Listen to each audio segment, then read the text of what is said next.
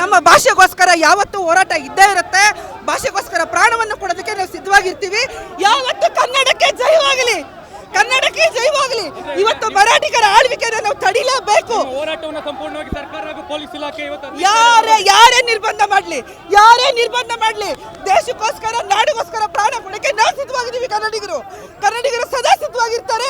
ಕನ್ನಡಕ್ಕೆ ಜಯವಾಗಲಿ. ಯಾವುದೇ ರೀತಿ ನಿಮ್ಮ ಹೋರಾಟ ಯಶಸ್ವಿ ಆಗಬಾರ್ದು ಅನ್ನೋದು ಪೊಲೀಸ್ ಇಲಾಖೆ ಹಾಗೂ ಸರ್ಕಾರದ ಉದ್ದೇಶ. ತಡೆಯಕ್ಕಾಗಲ್ಲ ಹಕ್ಕನ್ನ, ಸಂವಿಧಾನವನ್ನ ಯಾರು ತಡೆಯೋದಕ್ಕಾಗಲ್ಲ. ಕನ್ನಡಕ್ಕಾಗಿ ಹುಟ್ಟಿದೀವಿ, ಕನ್ನಡಕ್ಕಾಗಿ ಪ್ರಾಣ ತೆಗಿತೀವಿ. ಸರ್, ಈಗ ತಾವು ಏನು ಹೇಳ್ತೀರಾ? ನಾವು ಈ ಹೋರಾಟ ತುಂಬ ಬೆಂಬಲ ಕೊಡ್ತಾ ಇದ್ದೀವಿ. ಅದು ನಮಗೋಸ್ಕರ ಏನಾದರೂ ಪರವಾಗಿಲ್ಲ, ಸರ್ಕಾರ ಏನೇ ದಿಕ್ಕಿಗೋಸ್ಕರ ನಾವು ಬಿಟ್ಕೊಡೋದಿಲ್ಲ. ಇವತ್ತಿನ ಕರ್ನಾಟಕ ಬಂದ್ ಬಗ್ಗೆ ತಾವು ಮಹಿಳೆಯರು ಕೂಡ ಇವತ್ತು ಕರ್ನಾಟಕಕ್ಕೆ ಒಂದು ಎಲ್ಲ ಬೇಕಾಗಿರ್ತಕ್ಕಂಥ ಎಲ್ಲ ಸೌಲಭ್ಯಗಳನ್ನ ಬೇಕು ಅಂತೇಳಿ ಕೇಂದ್ರ ಸರ್ಕಾರ ಹಾಗೂ ರಾಜ್ಯ ಸರ್ಕಾರಕ್ಕೆ ಮನವಿ ಮಾಡೋಕ್ಕೆ ಅಂತ ಹೊರಟ್ರಿ.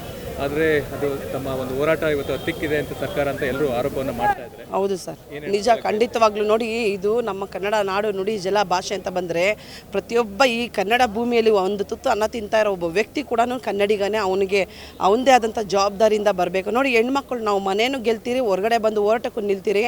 ಇವತ್ತು ನಮಗೆ ನೋಡಿ ಒಂದು ಯಾವ ರೀತಿ ಹೋರಾಟಗಾರರನ್ನ ಅಲ್ಲಲ್ಲೇ ಬಂಧನ ಮಾಡ್ತಾ ಇದ್ದಾರೆ.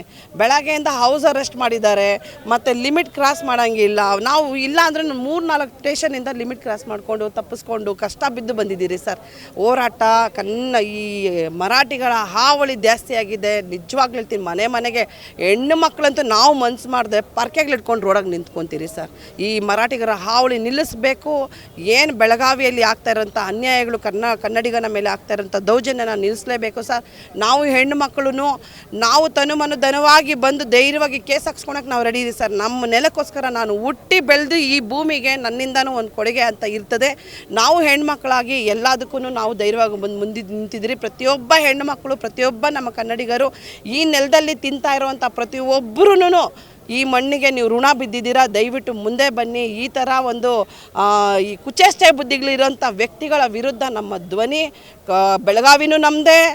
ಈ ಪುಂಡ್ರು ಆದಷ್ಟು ಬೇಗ ನಿಮ್ಮ ಎಡೆಮುಡೆ ಕಟ್ಕೊಂಡು ನಿಮ್ಮ ಭಾಗದಲ್ಲಿ ನೀವು ಆರಾಮಾಗಿರಿ. ನಮ್ಮ ಸುದ್ದಿಗೆ ಬರಬೇಡ್ರಿ. ಕನ್ನಡಿಗರನ್ನ ತೆಲುಗಿದ್ರೆ ಹಾಂ ಸರ್ ಬರುತ್ತೆ ಸರ್. ಇದು ಸ್ಟಾರ್ಟಿಂಗ್ ಸರ್.